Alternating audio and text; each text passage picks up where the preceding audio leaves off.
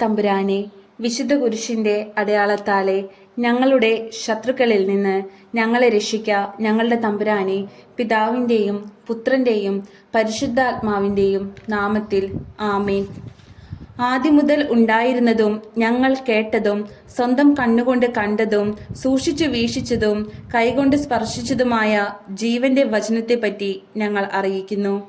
വിശുദ്ധ യോഹന്നാൻ എഴുതിയ 1-ാം ലേഖനം 1-ാം അധ്യായം 1-ാം തിരുവചനമാണ് നാം ഇപ്പോൾ വായിച്ചു കേട്ടത്.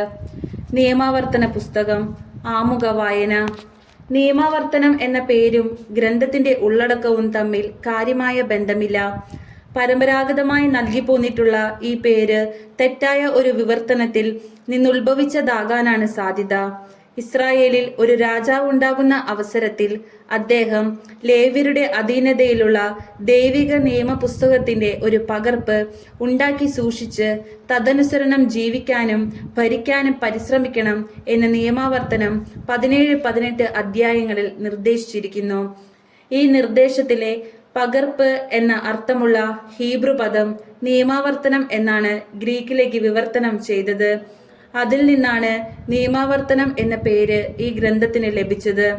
ഭാഗികമായി നിയമത്തിന്റെ ആവർത്തനം കാണാമെങ്കിലും ചരിത്ര സംഭവങ്ങളുടെ വിലയിരുത്തലും സീനായ് ഉടമ്പടിയിലെ കൽപ്പനകളുടെ വിശദീകരണവും നിയമത്തിന്റെ പുതിയ വ്യാഖ്യാനങ്ങളും ഈ ഗ്രന്ഥത്തിൽ കാണാം. പ്രസംഗ ശൈലി ആദ്യന്തം പ്രകടമാണ്. ദൈവവുമായി ഉടമ്പടി ബന്ധത്തിൽ ഏർപ്പെട്ട ജനം ആ ബന്ധത്തിന്റെ വിശുദ്ധിക്കൊത്ത് ജീവിച്ചില്ല. ഒരു ദൈവം, ഒരു ജനം, ഒരു ഭൂമി, ഒരു ആരാധനാ സ്ഥലം എന്നീ ആദർശങ്ങളാൽ ഒരുമയിലേക്ക് വിളിക്കപ്പെട്ട ജനം BC 931 2 വ്യത്യസ്ത ജനങ്ങളായി തീർന്നു. കലഹങ്ങളും വിഗ്രഹാരാധനയും നിമിത്തം ദൈവം താൽക്കാലികമായി അവരെ കൈവിടുകയും അവർക്ക് കഷ്ടതകൾ വരുത്തുകയും ചെയ്തു. വിപ്രവാസത്തിൽ നിന്ന് തിരിച്ചു ചെല്ലുന്ന സമൂഹത്തിന് ഈ ദുരന്തങ്ങൾ സംഭവിക്കാതിരിക്കണം. അതിനുവേണ്ട നിർദ്ദേശങ്ങളും നിയമങ്ങളുമാണ് ഈ ഗ്രന്ഥത്തിലുള്ളത്. സംഖ്യാഗ്രന്ഥത്തിൽ കൊടുത്തിട്ടുള്ള മോശയുടെ അന്ത്യശാസനത്തിന്റെ വിശുദ്ധമായൊരു പ്രബോധന രൂപം ഇവിടെ കാണാൻ കഴിയും. നിയമങ്ങൾ ലംഘിച്ച ഇസ്രായേൽ ജനത്തിന് മോവാബിൽ വെച്ച് മോശ തന്നെ നൽകുന്ന അന്ത്യശാസനമായിട്ടാണ് ഈ പ്രബോധനങ്ങൾ അവതരിപ്പിച്ചിരിക്കുന്നത്. സീനായ് മലയിൽ നിന്ന് പുറപ്പെട്ടതു മുതലുള്ള സംഭവങ്ങൾ മോശ വിവരിക്കുന്നു. വിഗ്രഹങ്ങൾ നിർമ്മിക്കുന്നതിനെ ശക്തമായി എതിർക്കുന്നു. നിയമങ്ങൾ അനുസരിക്കുന്നതിന്റെ ആവശ്യകത യുക്തിപൂർവം സമർത്ഥിക്കുന്നു. ദൈവം ദാനങ്ങൾ നൽകുന്നതിൽ ഉദാരനും വാഗ്ദാനങ്ങളിൽ വിശ്വസ്തനുമാണ്. അവിടുന്ന് തന്റെ ജനത്തെ സ്നേഹിക്കുന്നു. പ്രമാണങ്ങൾ പാലിച്ച് വിശ്വസ്തത കാണിക്കുകയാണ് ജനങ്ങളുടെ ഭാഗത്തു നിന്ന് ഉണ്ടാകേണ്ട പ്രതികരണം. നിയമത്തിന്റെ ബാഹ്യമായ അനുഷ്ഠാനത്തിലുപരി അതിന്റെ ഹൃദയപൂർവമായ നിർവഹണം വഴിയാണ് ഈ കടമ നിറവേറ്റേണ്ടത്. നിയമം ആന്തരികമാണ്, അതിന്റെ കാതൽ സ്നേഹവും. ക്രിസ്തു ഏറ്റവും അധികം ഉദ്ധരിച്ചിട്ടുള്ള പഴയ നിയമ ഗ്രന്ഥം നിയമാവർത്തനമാണ്. നിയമാവർത്തന പുസ്തകം 1-ാം അധ്യായം നിയമം വിശദീകരിക്കുന്നു. മോശ ഇസ്രായേൽ ജനത്തോട് പറഞ്ഞ വാക്കുകളാണിവ. ജോർദാന്റെ അക്കരെ മരുഭൂമിയിൽ സുഫിന് എതിർവശത്ത് പാറാൻ, തോഫാൽ, ലാബാൻ, ഹസേറോത്ത്, ദിസഹാബ് എന്നിവയ്ക്കു മധ്യേ അരാബായിൽ വെച്ചാണ് മോശ സംസാരിച്ചത്. ഹോരബിൽ നിന്ന് സെയിർ മല വഴി കാദേശ് ബർനായ വരെ 11 ദിവസത്തെ യാത്രാ ദൂരമുണ്ട്. ഇസ്രായേൽ ജനത്തിനു വേണ്ടി കർത്താവ് മോശയ്ക്ക് നൽകിയ കൽപ്പനകളെല്ലാം 40-ാം വർഷം 11-ാം മാസം 1-ാം ദിവസം അവൻ അവരോട് വീണ്ടും പറഞ്ഞു. ഹെഷ്ബോണിൽ വസിച്ചിരുന്ന അമോര്യരുടെ രാജാവായ സീഹോനെയും എദ്രയിൽ വെച്ച് അഷ്താരോത്തിൽ വസിച്ചിരുന്ന ബാഷാനിലെ രാജാവായ ഓഗിനെയും തോൽപ്പിച്ചതിനു ശേഷമാണിത്. ജോർദാന്റെ അക്കരെ മൊവാബ് ദേശത്ത് വെച്ച് മോശ നിയമം വിശദീകരിക്കുവാൻ തുടങ്ങി. നമ്മുടെ ദൈവമായ കർത്താവ് ഹോറബിൽ വെച്ച് നമ്മോട് അരുളി ചെയ്തു, നിങ്ങൾ ഈ മലയിൽ വേണ്ടത്ര കാലം താമസിച്ചു കഴിഞ്ഞു. ഇനി ഇവിടം വിട്ട് അമോര്യരുടെ മലമ്പ്രദേശത്തേക്കും അവരുടെ അയൽക്കാർ പാർക്കുന്ന മരുഭൂമി, മലമ്പ്രദേശം, സമതലം, നെഗബ്, കടൽ തീരം എന്നിവിടങ്ങളിലേക്കും പോകുവിൻ. കാനാന്യരുടെ ദേശത്തേക്കും ലെബനോനിലേക്കും മഹാനദിയായ യൂഫ്രട്ടീസ് വരെയും നിങ്ങൾ പോകുവിൻ. ഇതാ ആ ദേശം നിങ്ങൾക്ക് ഞാൻ വിട്ടു തന്നിരിക്കുന്നു. കർത്താവ് നിങ്ങളുടെ പിതാക്കന്മാരായ അബ്രാഹത്തോടും ഇസഹാക്കിനോടും യാക്കോബിനോടും അവർക്ക് സന്തതികൾക്കുമായി നൽകുമെന്ന് വാഗ്ദാനം ചെയ്ത ദേശം ചെന്ന് കൈയടക്കുവിൻ. ന്യായാധിപന്മാരുടെ നിയമനം. അന്ന് ഞാൻ നിങ്ങളോട് പറഞ്ഞു, നിങ്ങൾ എനിക്ക് തനിയെ താങ്ങാൻ വയ്യാത്ത ഭാരമാണ്. നിങ്ങളുടെ ദൈവമായ കർത്താവ് നിങ്ങളുടെ എണ്ണം വർദ്ധിപ്പിച്ചിരിക്കുന്നു. നിങ്ങൾ ഇന്ന് ആകാശത്തിലെ നക്ഷത്രങ്ങളെ പോലെ സംഖ്യാതീതരായിരിക്കുന്നു. നിങ്ങളുടെ പിതാക്കന്മാരുടെ ദൈവമായ കർത്താവ് നിങ്ങളെ 1000 മടങ്ങ് വർദ്ധിപ്പിക്കുകയും അവിടുന്ന് വാഗ്ദാനം ചെയ്തിട്ടുള്ളതുപോലെ നിങ്ങളെ അനുഗ്രഹിക്കുകയും ചെയ്യട്ടെ. നിങ്ങളുടെ ഭാരങ്ങളും നിങ്ങളുടെ ഇടയിലെ കലഹങ്ങളും എനിക്ക് തനിയെ താങ്ങാനാവുമോ? നിങ്ങൾ അതത് ഗോത്രങ്ങളിൽ നിന്ന് അറിവും വിവേകവും പക്വതയുമുള്ളവരെ തിരഞ്ഞെടുക്കുവിൻ. അവരെ നിങ്ങളുടെ അധിപന്മാരായി ഞാൻ നിയമിക്കാം. നീ നിർദ്ദേശിച്ച കാര്യം വളരെ നന്ന് എന്ന് നിങ്ങൾ അപ്പോൾ പറഞ്ഞു. അതുകൊണ്ട് ഞാൻ വിജ്ഞാനികളും പക്വമതികളുമായ ഗോത്രത്തലവന്മാരെ തിരഞ്ഞെടുത്ത് നിങ്ങളുടെ അധിപന്മാരാക്കി. 1000കളുടെയും 100കളുടെയും 50കളുടെയും 10കളുടെയും അധികാരികളായി അവരെ എല്ലാ ഗോത്രങ്ങളിലും നിയമിച്ചു. അക്കാലത്ത് ഞാൻ നിങ്ങളുടെ ന്യായാധിപന്മാരോട് കൽപ്പിച്ചു, നിങ്ങളുടെ സഹോദരരുടെ ഇടയിലുള്ള തർക്കങ്ങൾ വിചാരണ ചെയ്യുവിൻ.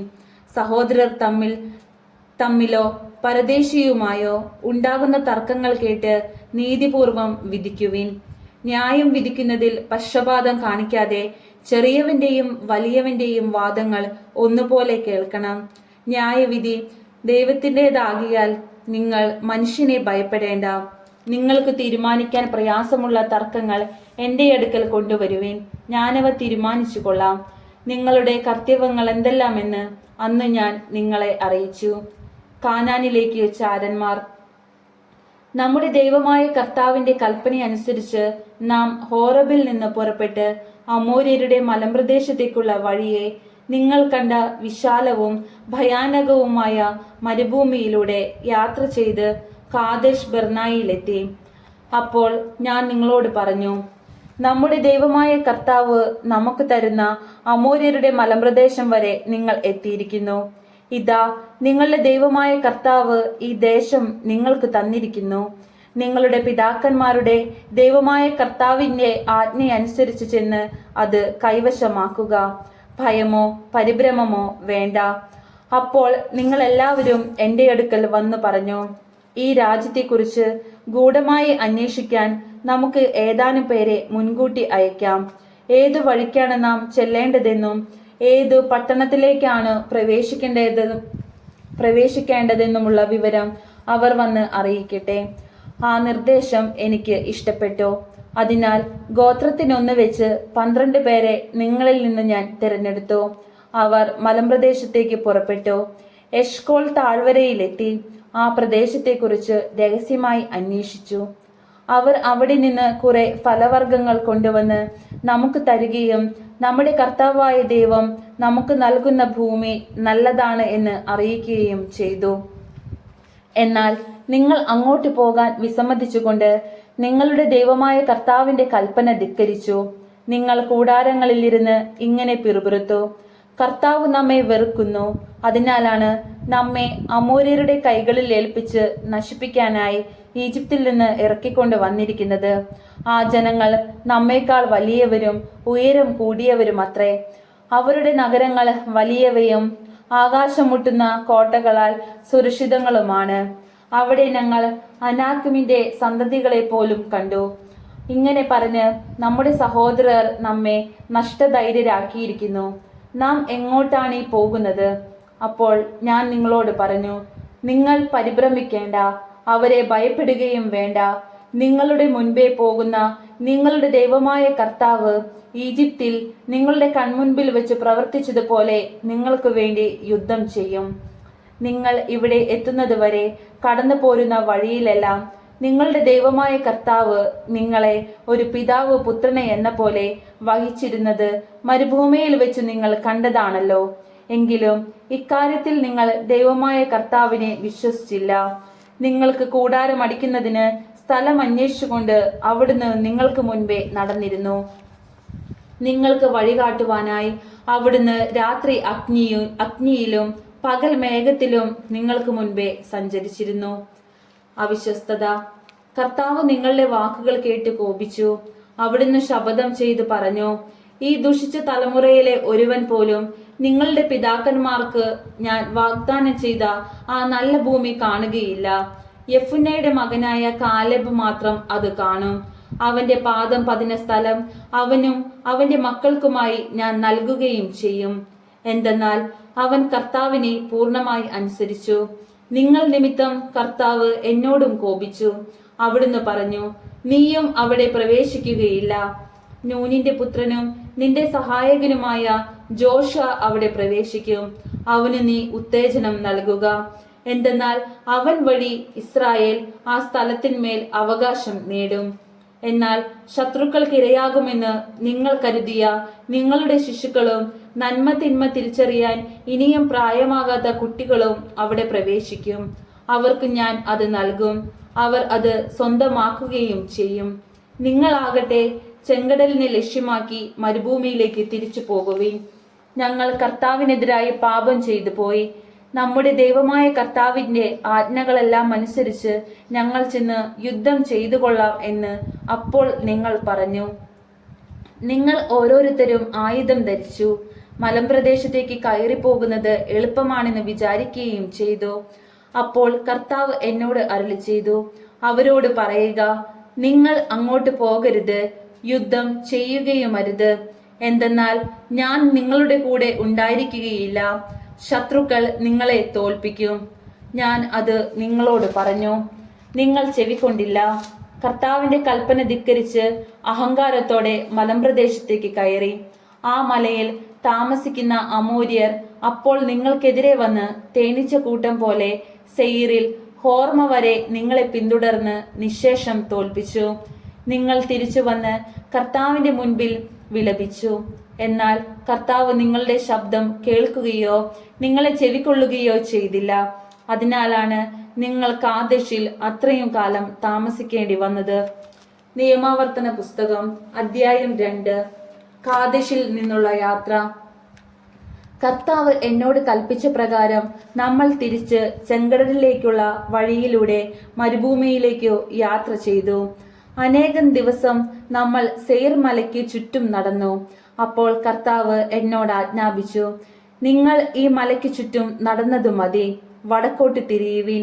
ജനത്തോട് കൽപ്പിക്കുക, സെയിരിൽ താമസിക്കുന്ന ഏസാവിന്റെ മക്കളായ നിങ്ങളുടെ സഹോദരരുടെ അതിർത്തിയിലൂടെ നിങ്ങൾ കടന്നു പോകുവാൻ തുടങ്ങുകയാണ്. അവർക്ക് നിങ്ങളെ ഭയമായിരിക്കും. എങ്കിലും നിങ്ങൾ വളരെ ജാഗരൂകരായിരിക്കണം. അവരുമായി കലഹിക്കരുത്. ഏസാവിന് സെയിർമല ഞാൻ അവകാശമായി നൽകിയിരിക്കുന്നതിനാൽ അവരുടെ രാജ്യത്തിൽ കാലുകുത്തുന്നതിന് വേണ്ട സ്ഥലം പോലും ഞാൻ നിങ്ങൾക്ക് തരികയില്ല. നിങ്ങൾക്ക് ആവശ്യമായ ആഹാരം അവരിൽ നിന്ന് വില കൊടുത്ത് വാങ്ങണം. കുടിക്കാനുള്ള വെള്ളം പോലും വിലയ്ക്ക് വാങ്ങണം. എന്തെന്നാൽ നിങ്ങളുടെ ദൈവമായ കർത്താവ് നിങ്ങളുടെ എല്ലാ അധ്വാനങ്ങളിലും നിങ്ങളെ അനുഗ്രഹിച്ചിരിക്കുന്നു. വിശാലമായ ഈ മരുഭൂമിയിലൂടെയുള്ള നിങ്ങളുടെ യാത്ര അവിടുന്ന് കാണുന്നു. അവിടുന്ന് 40 സംവത്സരവും നിങ്ങളുടെ കൂടെ ഉണ്ടായിരുന്നു. നിങ്ങൾക്ക് ഒന്നും കുറവുണ്ടായില്ല. അതിനാൽ സെയിരിൽ താമസിക്കുന്ന ഏസാവിന്റെ മക്കളായ നമ്മുടെ സഹോദരരെ കടന്ന് ഏലാത്തിൽ നിന്നും എസിയോൻ ഗേബേറിൽ നിന്നുമുള്ള അരാബ വഴിയിലൂടെ യാത്ര ചെയ്തതിനു ശേഷം നമ്മൾ തിരിഞ്ഞ് മൊവാബ് മരുഭൂമിയിലേക്ക് നീങ്ങി. അപ്പോൾ കർത്താവ് എന്നോട് അരുളി ചെയ്തു, മൊവാബ്യരെ ആക്രമിക്കുകയോ അവരോട് ശത്രുത കാട്ടി യുദ്ധത്തിനൊരുമ്പെടുകയോ അരുത്. അവരുടെ രാജ്യത്തിൽ നിന്ന് അല്പം പോലും നിങ്ങൾക്ക് ഞാൻ അവകാശമായി തരികയില്ല. എന്തെന്നാൽ ലോത്തിന്റെ മക്കൾക്ക് അവകാശമായി ഞാൻ നൽകിയിരിക്കുന്നതാണ് ആ ദേശം. പണ്ട് ഏമിർ അവിടെ താമസിച്ചിരുന്നു. അനാക്കിമിനെ പോലെ വലുതും മഹത്തും അസംഖ്യവും ഉയരം കൂടിയതുമായ ഒരു ജനതയായിരുന്നു അവർ. അനാക്കിം വംശജരെ പോലെ അവരും റഫായിം എന്ന പേരിൽ അറിയപ്പെട്ടിരുന്നെങ്കിലും മൊവാബ്യർ അവരെ ഏമിർ എന്നാണ് വിളിക്കുന്നത്. ഹോര്യരും പണ്ട് സെയറിൽ താമസിച്ചിരുന്നു. എന്നാൽ ഏസാവിന്റെ മക്കൾ അവരുടെ രാജ്യം കൈയടക്കുകയും അവരെ നശിപ്പിച്ച് അവിടെ താമസമുറപ്പിക്കുകയും ചെയ്തു. കർത്താവ് തങ്ങൾക്ക് അവകാശമായി നൽകിയ രാജ്യത്ത് ഇസ്രായേലിയർ ചെയ്തതുപോലെ തന്നെ ഇപ്പോൾ എഴുന്നേറ്റ് സെറദ് അരുവി കടക്കുവിൻ. അതനുസരിച്ച് നാം സെറദ് അരുവി കടന്നു. നാം ഗാദേശ് ബർണയിൽ നിന്ന് പുറപ്പെട്ട് സെറദ് അരുവി കടക്കുന്നത് വരെ സഞ്ചരിച്ച കാലം 38 വർഷമാണ്. അതിനിടയിൽ കർത്താവ് അവരോട് ശബ്ദം ചെയ്തിരുന്ന പ്രകാരം യുദ്ധം ചെയ്യാൻ കഴിവുള്ള മനുഷ്യരുടെ ഒരു തലമുറ മരണമടഞ്ഞിരുന്നു. എന്തെന്നാൽ അവർ പൂർണ്ണമായി നശിക്കുന്നത് വരെ കർത്താവിന്റെ കരം പാളയത്തിൽ വെച്ച് അവരുടെ മേൽ പതിച്ചു. ജനങ്ങളുടെ ഇടയിൽ നിന്ന് യോദ്ധാക്കളെല്ലാം മരിച്ചു കഴിഞ്ഞപ്പോൾ കർത്താവ് എന്നോട് അരുളി ചെയ്തു, ഇന്ന് ആർ പട്ടണത്തിൽ വെച്ച് നീ മൊവാബിന്റെ അതിർത്തി കടക്കാൻ പോവുകയാണ്. നീ അമ്മോന്റെ മക്കളുടെ അതിർത്തിയിൽ ചെല്ലുമ്പോൾ അവരെ ആക്രമിക്കുകയോ അവരോട് ശത്രുത പുലർത്തുകയോ അരുത്. എന്തെന്നാൽ അമ്മോന്റെ മക്കളുടെ ദേശത്ത് യാതൊരു അവകാശവും ഞാൻ നിനക്ക് തരികയില്ല. കാരണം അത് ഞാൻ ലോത്തിന്റെ മക്കൾക്ക് അവകാശമായി കൊടുത്തതാണ്. അതും റഫായിമിന്റെ രാജ്യമെന്നാണ് അറിയപ്പെടുന്നത്. പണ്ട് റഫായിം അവിടെ താമസിച്ചിരുന്നു. അമ്മോന്യർ അവരെ സാസുമി എന്ന് വിളിക്കുന്നു. അനാക്കിമിനെ പോലെ മഹത്വം അസംഖ്യവും ഉയരം കൂടിയതുമായ ജനതയായിരുന്നു അത്. പക്ഷേ കർത്താവ് അമ്മോന്യരുടെ മുൻപിൽ നിന്ന് അവരെ നശിപ്പിച്ചു കളഞ്ഞു. അവർ ആ രാജ്യം കൈയടക്കുകയും അവിടെ താമസമുറപ്പിക്കുകയും ചെയ്തു. സെയറിൽ താമസിക്കുന്ന ഏസാവിന്റെ മക്കൾക്ക് വേണ്ടി കർത്താവ് ചെയ്തതുപോലെയാണിത്. അവിടുന്ന് ഹോര്യരെ അവരുടെ മുൻപിൽ നിന്ന് നശിപ്പിക്കുകയും അങ്ങനെ അവർ ആ ദേശം കൈവശമാക്കുകയും ചെയ്തു. ഇന്നും അവർ അവിടെ പാർക്കുന്നു. അവീമ്യരാകട്ടെ ഗാസ വരെയുള്ള ഗ്രാമങ്ങളിൽ താമസിച്ചിരുന്നു. എന്നാൽ കഫ്തോറിൽ നിന്ന് വന്ന കഫ്തോര്യർ അവരെ നശിപ്പിക്കുകയും അവിടെ താമസമുറപ്പിക്കുകയും ചെയ്തു. എഴുന്നേറ്റ് പുറപ്പെടുവിൻ, അർനോൺ അരുവി കടക്കുവിൻ. ഹെഷ്ബോണിലെ അമോര്യ രാജാവായ സീഹോനെയും അവന്റെ രാജ്യത്തെയും ഞാൻ നിങ്ങളുടെ കൈകളിൽ ഏൽപ്പിച്ചു തന്നിരിക്കുന്നു. പടവെട്ടി പിടിച്ചടക്കാൻ തുടങ്ങുവിൻ. ഇന്നു ഞാൻ ആകാശത്തിന് കീഴുള്ള സകല ജനങ്ങളിലും നിങ്ങളെക്കുറിച്ച് ഭയവും പരിഭ്രമവും ഉളവാക്കാൻ തുടങ്ങുകയാണ്. നിങ്ങളെക്കുറിച്ച് കേൾക്കുമ്പോൾ അവർ ഭയന്ന് വിറയ്ക്കുകയും നിങ്ങളുടെ മുൻപിൽ വിറങ്ങലിക്കുകയും ചെയ്യും. സീഹോന്റെ രാജ്യം കീഴടക്കുന്നു. അപ്രകാരം ഞാൻ കെദെമോത്ത് മരുഭൂമിയിൽ നിന്ന് ഹെഷ്ബോണിലെ രാജാവായ സീഹോന്റെ അടുത്തേക്ക് സമാധാന സന്ദേശവുമായി ദൂതന്മാരെ അയച്ചു. നിങ്ങളുടെ രാജ്യത്തിലൂടെ ഞാൻ കടന്നു പോയിക്കൊള്ളട്ടെ. വഴിയിലൂടെ മാത്രമേ ഞാൻ പോവുകയുള്ളൂ. ഇടം വലം തിരിയുകയില്ല. ഭക്ഷണവും കുടിക്കാൻ വെള്ളവും നിങ്ങളിൽ നിന്നും ഞങ്ങൾ വിലയ്ക്ക് വാങ്ങിക്കൊള്ളാം. കാൽനടയായി കടന്നു പോകാൻ മാത്രം അനുവദിച്ചാൽ മതി. സെയിരിൽ താമസിക്കുന്ന ഏസാവിന്റെ മക്കളും ആറിൽ താമസിക്കുന്ന മൊവാബ്യരും എനിക്ക് വേണ്ടി ചെയ്തതുപോലെ ജോർദാൻ അക്കരെ ഞങ്ങളുടെ ദൈവമായ കർത്താവ് ഞങ്ങൾക്ക് നൽകുന്ന ദേശത്തേക്ക് കടന്നു പോകാൻ ഞങ്ങളെ അനുവദിക്കണം. എന്നാൽ ഹെഷ്ബോണിലെ രാജാവായ സീഹോൻ തന്റെ ദേശത്തിലൂടെ കടന്നു പോകാൻ നമ്മെ അനുവദിച്ചില്ല. എന്തുകൊണ്ടെന്നാൽ ഇന്ന് നിങ്ങൾ കാണുന്നത് പോലെ അവനെ നിങ്ങളുടെ കയ്യിൽ ഏൽപ്പിച്ചു തരാൻ വേണ്ടി നിങ്ങളുടെ ദൈവമായ കർത്താവ് അവന്റെ മനസ്സ് കഠിനമാക്കുകയും ഹൃദയം കർക്കശമാക്കുകയും ചെയ്തു. കർത്താവ് എന്നോട് അരുളി ചെയ്തു, ഇതാ സീഹോനെയും അവന്റെ ദേശത്തെയും ഞാൻ നിനക്ക് ഏൽപ്പിച്ചു തരുന്നു. അവന്റെ രാജ്യം പിടിച്ചടക്കി സ്വന്തമാക്കാൻ ആരംഭിച്ചു കൊള്ളുക. പിന്നീട് സീഹോനും അവന്റെ ജനമൊക്കെയും കൂടെ നമുക്കെതിരായി യാഹാസിൽ വെച്ച് യുദ്ധത്തിന് വന്നു. അപ്പോൾ നമ്മുടെ ദൈവമായ കർത്താവ് അവനെ നമുക്ക് ഏൽപ്പിച്ചു തന്നു. അവനെയും മക്കളെയും അവന്റെ ജനത്തെയും നാം തോൽപ്പിച്ചു. അവന്റെ സകല പട്ടണങ്ങളും നാം പിടിച്ചടക്കി. സ്ത്രീകളും കുഞ്ഞുങ്ങളുമടക്കം അവയിലുണ്ടായിരുന്ന സകല മനുഷ്യരെയും വധിച്ചു. ആരും അവശേഷിച്ചില്ല. കന്നുകാലികളും പിടിച്ചെടുത്ത പട്ടണങ്ങളിലെ മറ്റു കൊള്ള വസ്തുക്കളും മാത്രം നമ്മൾ എടുത്തു. അർനോൺ അരുവിക്കരയിലുള്ള അരോവേർ പട്ടണവും അരുവിയുടെ താഴ്വരയിലെ പട്ടണവും മുതൽ ഗിലയാദ് വരെ നമുക്ക് പിടിച്ചടക്കാനാവാത്ത ഒരു പട്ടണവും ഉണ്ടായിരുന്നില്ല. നമ്മുടെ ദൈവമായ കർത്താവ് അവയെല്ലാം നമ്മുടെ കരങ്ങളിൽ ഏൽപ്പിച്ചു തന്നു. യാബോക്ക് നദിയുടെ തീരങ്ങളും മലനാട്ടിലെ നഗരങ്ങളും ഉൾക്കൊള്ളുന്ന അമ്മോന്യരുടെ രാജ്യത്തേക്കും നമ്മുടെ ദൈവമായ കർത്താവ് വിലക്കിയിരുന്ന ഒന്നിലേക്കും നിങ്ങൾ പ്രവേശിച്ചില്ല. നിയമാവർത്തന പുസ്തകം അധ്യായം 3. ഓഗിനെ കീഴടക്കുന്നു. നമ്മൾ തിരിഞ്ഞ് ബാഷാനിലേക്കുള്ള വഴിയിലൂടെ കയറിപ്പോയി. അപ്പോൾ ബാഷാൻ രാജാവായ ഓഗും അയാളുടെ സകല ജനവും എദ്രയിൽ വെച്ച് നമുക്കെതിരെ യുദ്ധം ചെയ്യാൻ വന്നു. എന്നാൽ കർത്താവ് എന്നോട് പറഞ്ഞു, അവനെ ഭയപ്പെടേണ്ട. എന്തെന്നാൽ അവനെയും അവന്റെ ജനത്തെയും രാജ്യത്തെയും ഞാൻ നിന്റെ കരങ്ങളിൽ ഏൽപ്പിച്ചിരിക്കുന്നു. ഹെഷ്ബോണിൽ താമസിച്ചിരുന്ന അമോര്യ രാജാവായ സീഹോനോട് നിങ്ങൾ ചെയ്തതുപോലെ ഇവനോടും ചെയ്യണം. അപ്രകാരം നമ്മുടെ ദൈവമായ കർത്താവ് ബാഷാൻ രാജാവായ ഓഗിനെയും അവന്റെ ജനത്തെയും നമ്മുടെ കരങ്ങളിൽ ഏൽപ്പിച്ചു തന്നു. നാം അവരെ നിശേഷം സംഹരിച്ചു കളഞ്ഞു.